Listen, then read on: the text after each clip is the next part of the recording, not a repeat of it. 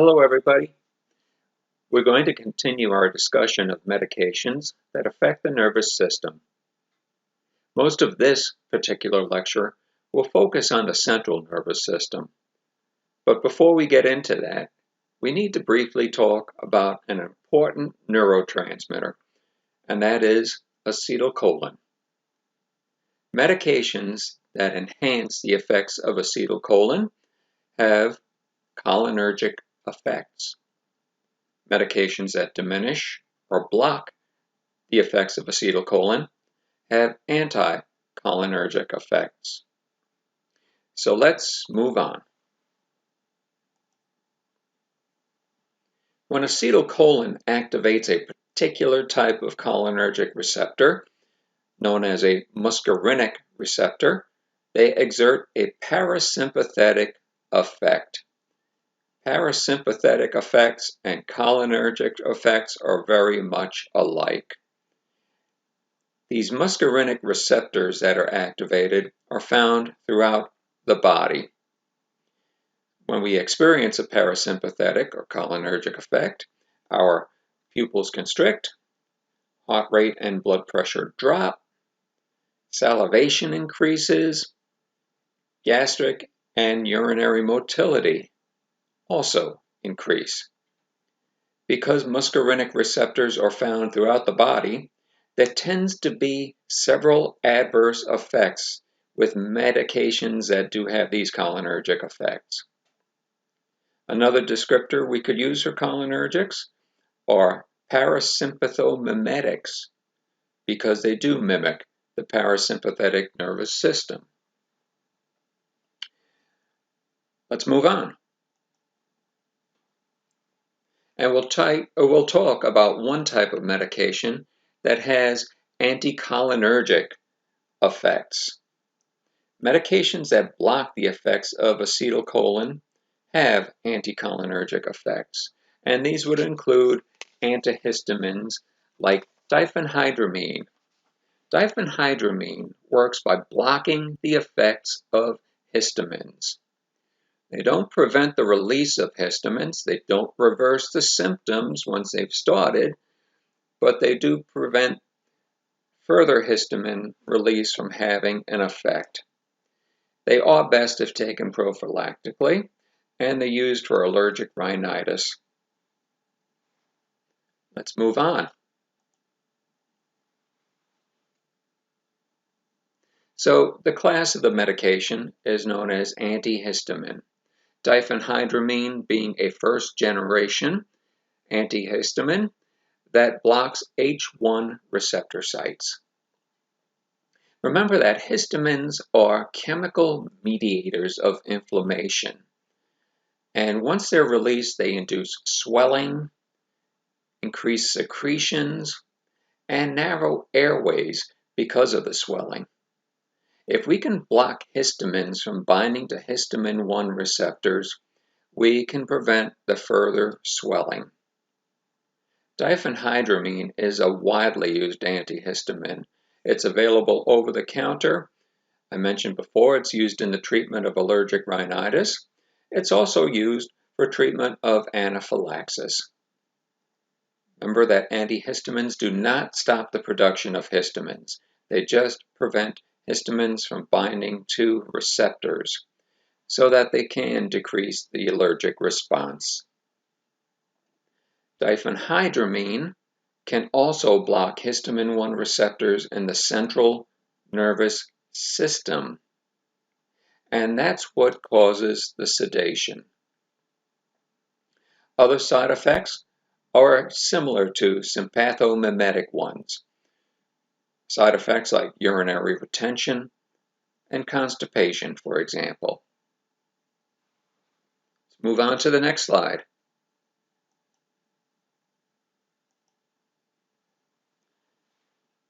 Diphenhydramine is a first-generation antihistamine.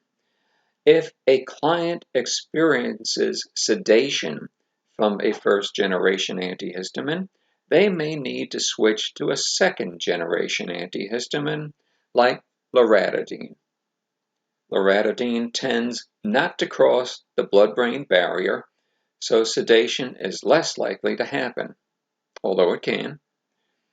Loratadine does have some of the same sympathomimetic effects, so it is used cautiously in cardiac clients. Loratadine also tends to have certain drug-drug interactions.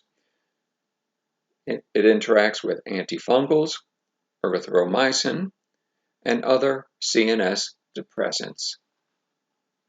Let's move on to the next slide.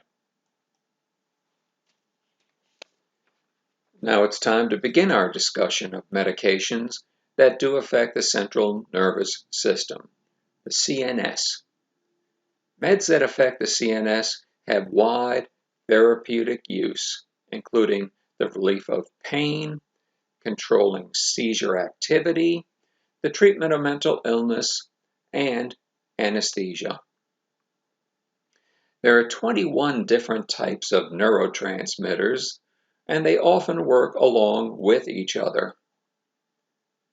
The CNS is a very complex system that coordinates the activity of many other organ systems. Because it is so complex, it is sometimes difficult to determine just how a medication might work.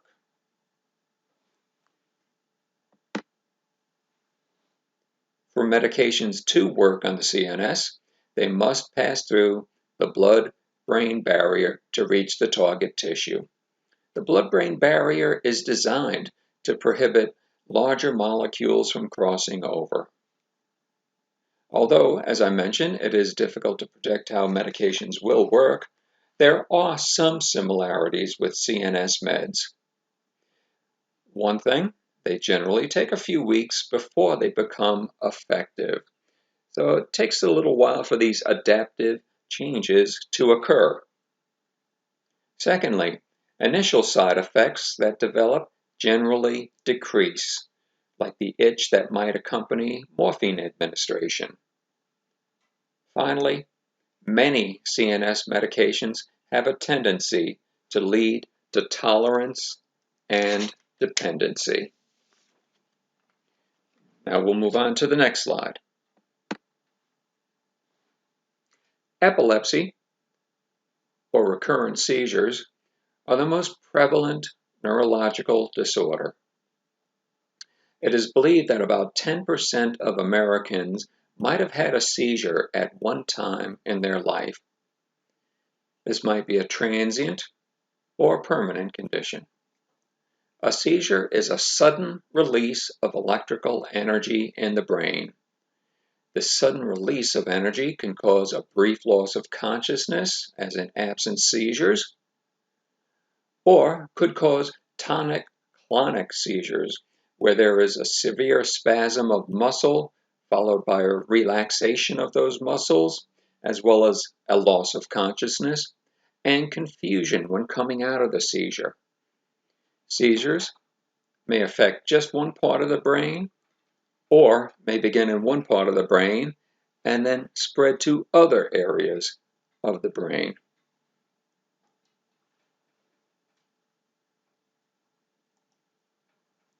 Antiepileptics would be the class of medication that are used to treat epilepsy. About 80% of people that have epilepsy are able to control it with the use of medications. Please remember, it might take several weeks for the medication to take effect. Clients are usually started on a low dose, and then that dose is increased until the seizure activity is controlled or the maximum safe dose is reached. Antiepileptics generally work by blocking cell membranes or changing receptor site activity. The ultimate effect is to increase a particular neurotransmitter called gamma-aminobutyric acid, or GABA. GABA inhibits electrical impulse transmission in the brain.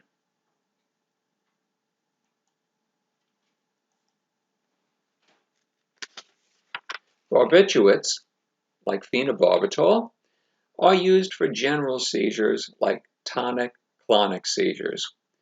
Phenobarbital decreases electrical conduction in the brainstem and depresses motor function. It tends to have a slow onset, but a long duration. Serum levels should be monitored so that the therapeutic level of 15 to 40 micrograms per milliliter is maintained. Phenobarbital is inexpensive.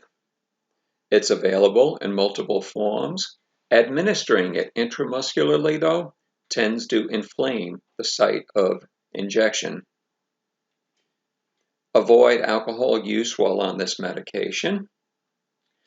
And some other side effects of phenobarbital include CNS depression, which can cause sedation, depression, constipation, as well as hypotension. Let's move on to slide number 11. And we'll talk a little bit about benzodiazepines. Benzodiazepines are used in the treatment of general seizures, as well as anxiety disorders and alcohol withdrawal. Like other anti-epileptics, they potentiate the effects of GABA by stabilizing nerve cell membranes, thereby reducing excitability. Side effects include sedation, confusion, dry mouth, fatigue, and constipation. Caution your client not to withdraw abruptly, since withdrawal symptoms may occur. On to the next class of antiepileptics. That would include the hydantoins, the best known of which is phenytoin. Hydantoins are some of the longest used antiepileptics. They're used in the treatment of general seizures and status epilepticus, and tend not to be as sedating as benzodiazepines or barbiturates. However, they do have adverse effects that may make them difficult to tolerate. There are sometimes hypersensitivity reactions. In addition, they should not be used in clients with renal or hepatic dysfunction, bone marrow suppression, and gingival hyperplasia, or an excessive growth of the gums, could also occur. Extreme care should be used when infusing this category of medication because it may cause bradycardia or heart block. Finally, it's important, because of the narrow therapeutic range of this medication, to monitor lab results. Serum levels for phenytoin should be maintained between 10 to 20 micrograms per milliliter. We'll now move on to the next class of medications. And these include medications like valproic acid or carbamazepine, which are very much like phenytoin. Both of these meds can also be used in the long-term treatment of bipolar disorder. Valproic acid has a rather wide therapeutic range of 50 to 100 micrograms per milliliter. However, it has been associated with hepatotoxicity and pancreatitis, so we will need to monitor liver function tests and amylase levels. Serum amylase levels can increase with pancreatitis. Carbamazepine has a shorter duration of action than other antiepileptics, so the client must take this medication 3 to 4 times a day.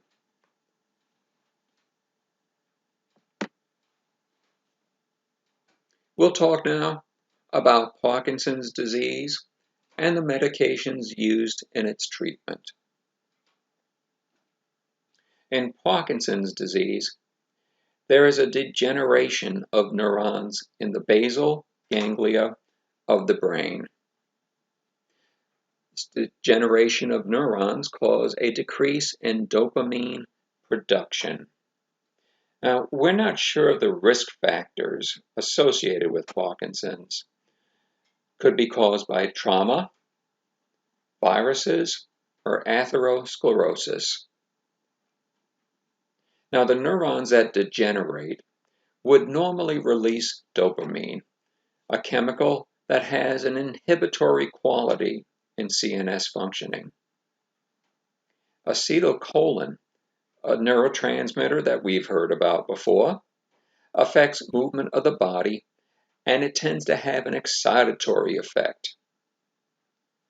Now, with the decrease in the amount of dopamine, there is now an imbalance, with the excitatory neurotransmitters overwhelming the inhibitory ones. The result would be tremors, muscular rigidity, a mask-like face, drooling, and difficulty swallowing. In addition, bradykinesia, characterized by a difficulty in movement or sluggishness, can occur. There can also be changes in gait. Clients with Parkinson's can demonstrate what we call a shuffling gait. Parkinson's disease is a progressive degenerative disease, and there is no cure. Anti-Parkinsonian meds aim to correct that imbalance between acetylcholine and dopamine. They can do it either way. Some classes of meds will increase the effects of dopamine at receptor sites. Others will decrease the excitatory effects of the acetylcholine. Anti-Parkinson's agents can have multiple side effects, though, such as anxiety, headache, cardiac dysrhythmias, anorexia, hypotension, and urinary retention. There's also a risk for hypertensive crisis when given with a class of antidepressants called monoamine oxidase inhibitors, which together could result in elevations of norepinephrine.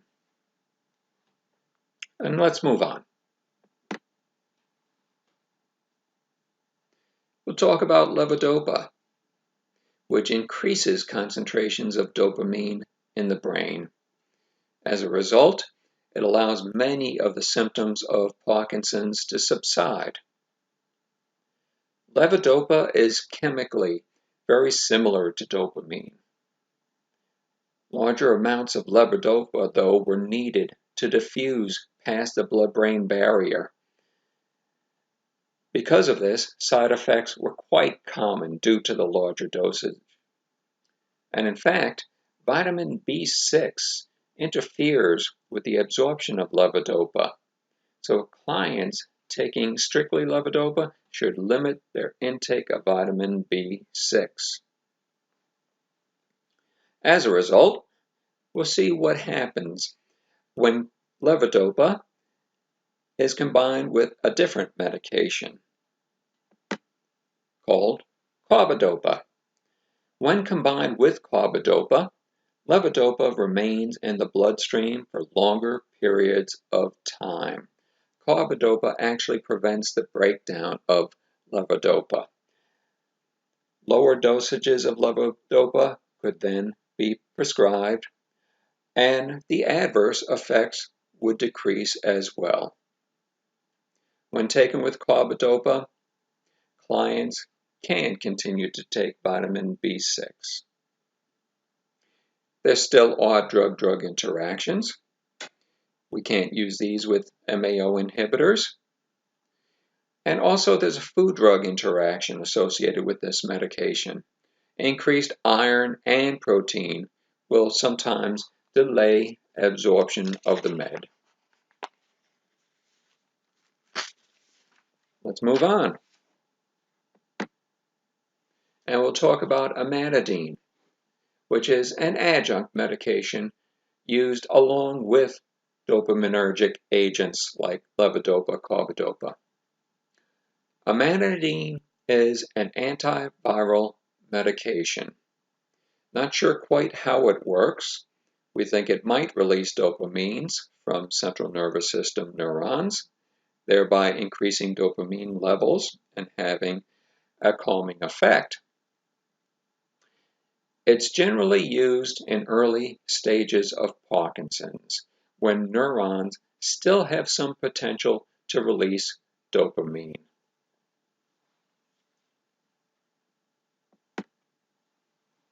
Now, anticholinergic meds are also used in the treatment of Parkinson's. Anticholinergic medications decrease the excitatory effects of acetylcholine, the most common one being benztropine mesylate. Benztropine also is used to offset adverse effects associated with antipsychotics, whose side effects tend to have symptoms very much like Parkinson's.